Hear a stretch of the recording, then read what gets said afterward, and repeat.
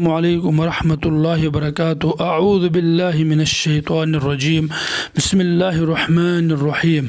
وأذن فی الناس بالحج یأتوک رجال وعلی کل ضامر یأتین من کل فج عمیق۔ سورہ حج۔ حج کی چوتھی قسط میں آج میں حج مبرور کے بارے میں بیان کروں گا۔ حج مبرور کا بدلہ کیا ہے، کس کو کہتے ہیں حج مبرور؟ حج کی تیسری قسط میں نے نمبر 7 تک بیان کیا تھا، اب اس حج کی چوتھی قسط میں نمبر 8 سے بیان کروں گا۔ سیدنا حضرت جابر رضی اللہ تعالیٰ عنہ فرماتے ہیں کہ نبی اکرم صلی اللہ علیہ وسلم نے فرمایا، الحج المبرور لیس له جزاء الا الجنہ، قیل وما برہ، قال اطعام الطعام وطیب الکلام۔ آپ علیہ السلام نے فرمایا حج مبرور کا بدلہ سوائے جنت کے کچھ نہیں۔ پوچھا گیا حج کا بر یعنی نیکی کیا ہے، تو نبی اکرم صلی اللہ علیہ وسلم نے فرمایا کھانا کھلانا اور اچھی گفتگو کرنا۔ یہ روایت مسند احمد کے اندر موجود ہے، اسی طرح الترغیب و ترہیب کے اندر بھی موجود ہے۔ حج مبرور کس حج کو کہتے ہیں اور کس حج پر حج مبرور کا اطلاق ہوتا ہے، تو اس بارے میں علماء کے کئی اقوال ہیں، لیکن میں یہاں پر تین اقوال ذکر کروں گا۔ نمبر 1، حج مبرور وہ حج ہے جس کے ساتھ کوئی گناہ شامل نہ ہو۔ نمبر 2، وہ حج جو عند اللہ مقبول ہو، اور اس کی علامت یہ ہے کہ حاجی حج کے بعد اعمال خیر میں زیادتی کرے اور جن گناہوں سے توبہ کر چکا ہے ان سے دور رہے۔ نمبر 3، حج مبرور وہ حج ہے جس میں ریاکاری اور شہرت کا جذبہ نہ ہو۔ حضرت حسن بصری رحمۃ اللہ علیہ کا مقولہ ہے کہ حج مبرور کی علامت یہ ہے کہ آدمی حج کر کے جب واپس آئے تو دنیا سے بے رغبت ہو اور آخرت کی طرف رغبت رکھنے والا ہو۔ جو لوگ طبعی طور پر کمزور ہوں، جہاد نہ کر سکتے ہوں، ان کے لیے آپ علیہ السلام نے کیا ارشاد فرمایا، آئے اس کے بارے میں جانتے ہیں۔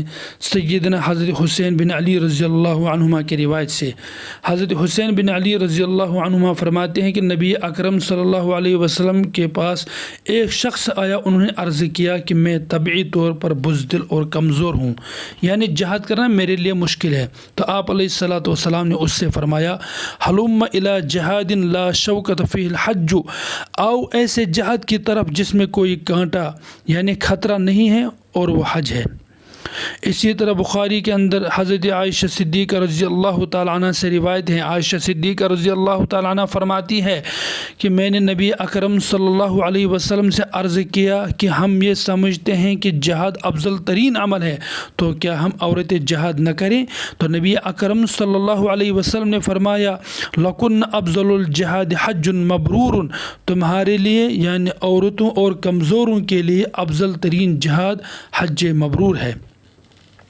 نمبر 9 پر ہم جانیں گے حاجوں کے دعاؤں کا کیا اثر ہوتا ہے۔ سیدنا حضرت جابر رضی اللہ تعالیٰ عنہ سے روایت ہے کہ نبی اکرم صلی اللہ علیہ وسلم نے فرمایا الحجاج والعمار وفد اللہ دعاہم فاجابوہ وسألوہ فاعطاہم، حج اور عمرہ کرنے والے حضرات اللہ کے مہمان ہیں، اللہ نے انہیں بلایا جس پر انہوں نے لبیک کہا، اور یہ لوگ اللہ سے جو مانگیں گے تو اللہ تعالیٰ انہیں عطا فرمائیں گے۔ اسی طرح ایک روایت کے اندر آپ علیہ السلام نے فرمایا مکہ معظمہ میں داخلے سے لے کر واپسی تک حاجی کی دعا قبول ہوتی ہے اور اس سے مزید 40 دن قبولیت کے عطا ہوتے ہیں۔ کتنی بڑی خوش نصیبی اور سعادت کی بات ہے حاجی کے لیے، گھر واپسی تک اس کی دعا قبول ہوتی ہے، جو بھی راستے میں دعائیں مانگے گا، اور مزید اللہ تبارک و تعالیٰ اس سے 40 دن قبولیت سے نوازتا ہے۔ اور ایک روایت حضرت سیدنا عبداللہ بن عباس رضی اللہ عنہما سے ہے۔ حضرت عبداللہ بن عباس رضی اللہ عنہما روایت کرتے ہیں کہ نبی اکرم صلی اللہ علیہ وسلم نے فرمایا کہ 5 لوگوں کی دعائیں رد نہیں ہوتی۔ نمبر 1، حاجی کی دعا جب تک وہ واپس نہ آئے۔ نمبر 2، مجاہد کی دعا جب تک لوٹ نہ آئے. نمبر 3 مظلوم کی دعا جب تک کہ اس کی مدد نہ ہو. نمبر 4 مریض کی دعا جب تک شفا یاب نہ ہو. نمبر 5 ایک مسلمان بھائی کی دوسرے مسلمان بھائی کے لیے غائبانہ دعا کرنا. ان میں سے سب سے جلدی قبول ہونے والی وہ دعا ہے جو ایک مسلمان دوسرے مسلمان بھائی کے لیے غائبانہ طور کرتا ہے. اور کتنی بڑی خوش نصیبی کی بات ہے. اس حدیث سے ہمیں یہ پتہ چلتا ہے کہ جب ہم دعا مانگے تو پہلے دوسرے مسلمان بھائی کے لیے مانگے پھر اپنے لیے مانگے. ہم کیا کرتے ہیں؟ پہلے اپنے لیے مانگیں گے پھر دوسرے کے لیے مانگیں گے، اور اپنے لیے زیادہ مانگیں گے دوسرے کے لیے کم مانگیں گے. جبکہ حدیث سے ترغیب یہ ملتا ہے کہ اگر تم دوسرے مسلمان بھائی کے لیے دعا مانگو گے یا پہلے ان کے لیے مانگو گے تو سب سے زیادہ دعا یہی قبول ہو جائے گی. تو ہمیں چاہیے کہ ہم ان کے دوسرے مسلمان بھائی کے لیے دعا مانگے، وہ ہمارے لیے مانگیں گے تاکہ ایک دوسرے کی ہمیں دعا لگ جائے، جلد سے جلد ہماری دعائیں قبول ہوں اللہ کے دربار میں. حضرت سعید بن جبیر فرماتے ہیں کہ بیت اللہ میں جو شخص بھی دنیا یا آخرت کی جو بھی حاجت لے کر آئے گا اس کی حاجت روائی ضرور ہوگی. امیر المؤمنین سیدنا حضرت علی کرم اللہ وجہ سے روایت ہے کہ نبی اکرم صلی اللہ علیہ وسلم نے فرمایا کہ جو شخص دنیا یا آخرت کی ضرورت کا طالب ہو تو وہ بیت اللہ شریف کا قصد کرے، کیونکہ جو شخص بھی یہاں آ کر اللہ تعالیٰ سے دنیا کی کوئی حاجت طلب کرتا ہے تو اس سے دنیا میں عطا کی جاتی ہے، اور جو آخرت کی حاجت طلب کرتا ہے وہ اس کے لیے ذخیرہ بنا کر رکھی جاتی ہے. نمبر 10 پر ہم یہ جانیں گے حاجوں سے دعاؤں کی درخواست کرنا یہ مسنون طریقہ ہے. سیدنا حضرت عبداللہ بن عمر رضی اللہ عنہما سے روایت ہے کہ نبی اکرم صلی اللہ علیہ وسلم نے فرمایا اذا لقیت الحاج فسلم علیہ وصافحہ ومرہ ان یستغفر لك قبل ان يدخل بیتہ فانہ مغفور لہ. آپ علیہ الصلاۃ والسلام نے فرمایا جب تم حاجی سے ملو تو اس سے سلام و مصافحہ کرو اور اس کے گھر میں داخل ہونے سے پہلے اپنے لیے استغفار کراؤ کیونکہ وہ بخشایا ہے. تو جب حاجی حج کر کے واپس آ جائے اپنے گھر تو ہمیں چاہے اس سے ملاقات کرے، اس سے مصافحہ کرے، گھر میں داخل ہونے سے پہلے ہی اپنے لیے اس سے استغفار کرائے تاکہ اللہ تبارک و تعالیٰ ان کی دعا ہمارے حق میں قبول فرمائے. سیدنا حضرت ابو موسیٰ اشعری رضی اللہ تعالیٰ عنہ سے روایت ہے کہ نبی اکرم صلی اللہ علیہ وسلم نے فرمایا حج کرنے والا شخص اپنے گھرانے کے 400 آدمیوں کے حق میں سفارش کرے گا اور وہ اپنے گناہوں سے ایسے پاک ہو کر آتا ہے جیسے پیدائش کے وقت.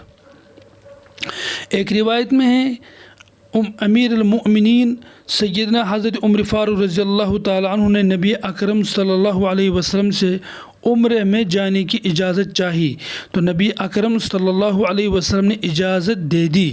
پھر جب حضرت عمر فاروق رضی اللہ تعالیٰ عنہ عمرہ کو تشریف لے جانے لگے تو نبی اکرم صلی اللہ علیہ وسلم نے حضرت عمر فاروق رضی اللہ تعالیٰ عنہ سے فرمایا یا اخی لا تنسا فی دعائک، اے میرے پیارے بھائی اپنے دعاؤں میں ہمیں مت بولنا. حضرت عمر فاروق رضی اللہ تعالیٰ عنہ فرماتے ہیں کہ نبی اکرم صلی اللہ علیہ وسلم کی یا اخی فرمانے سے مجھے اتنی مسرت ہوئی کہ اس کے بدلے میں اگر وہ تمام دولت بھی مجھے مل جاتے ہیں کہ جن پر سورج طلوع ہوتا تو ان کے مقابلے میں رسول اللہ صلی اللہ علیہ وسلم کے ارشاد مجھے زیادہ پسند ہے. اب اس حدیث سے ہمیں یہ پتہ چلتا ہے کہ ہمیں دعا دوسرے مسلمانوں کے لیے کرنا چاہیے بلکہ درخواست بھی کرنا چاہیے، جیسے کہ حضرت رسول اللہ صلی اللہ علیہ وسلم نے خود حضرت عمر فاروق رضی اللہ تعالیٰ سے فرمایا کہ میرے لیے دعا کرنا جب تم عمرے کے لیے تشریف لے جاؤ گے. حالانکہ رسول اللہ صلی اللہ علیہ وسلم ہماری دعاؤں کے محتاج نہیں ہے، لیکن امت کو ترغیب دلانے کے لیے کہ آپ اپنے دعاؤں پر بھروسہ مت کرنا بلکہ دوسرے مسلمان بھائیوں سے بھی اپنے لیے دعاؤں کی درخواست کرنا، اور مسنون سنت طریقہ ہی ہے. حج کرنے سے رزق کے اندر برکت ہو جاتی ہے. حج کے جہاں اور فائدے ہیں ان میں ایک بڑا فائدہ یہ بھی ہے کہ حج کی بدولت اللہ تبارک و تعالی رزق میں برکت سے سرفراز فرماتے ہیں اور فقر و فاقہ سے بچاتے ہیں. آپ علیہ الصلوۃ والسلام نے فرمایا پیدر پہ حج اور بار بار عمرہ کرنا بری موت اور فقر و فاقہ کی مشقت سے بچاتا ہے۔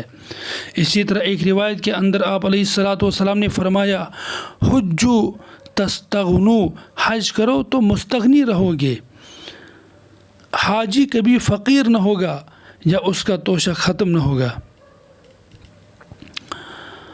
اسی طرح حضرت ابو سعید خدری رضی اللہ تعالیٰ عنہ سے روایت ہے کہ نبی اکرم صلی اللہ علیہ وسلم نے فرمایا اللہ تعالیٰ فرماتے ہیں کہ میں نے جس بندے کو جسمانی صحت اور مالی وسعت سے نوازا پھر اس پر اس حالت میں 5 سال گزر جائے کہ وہ میرے گھر کے پاس حاضر نہ ہو تو وہ یقیناً محروم ہے۔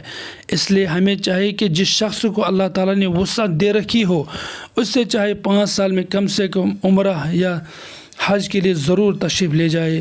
تو آنے والی ویڈیو کے لیے آپ انتظار کیجیے۔ اللہ تبارک و تعالی ہمیں عمل اور سننے کی توفیق عطا فرمائے۔ وآخر دعوانا الحمدللہ رب العالمین۔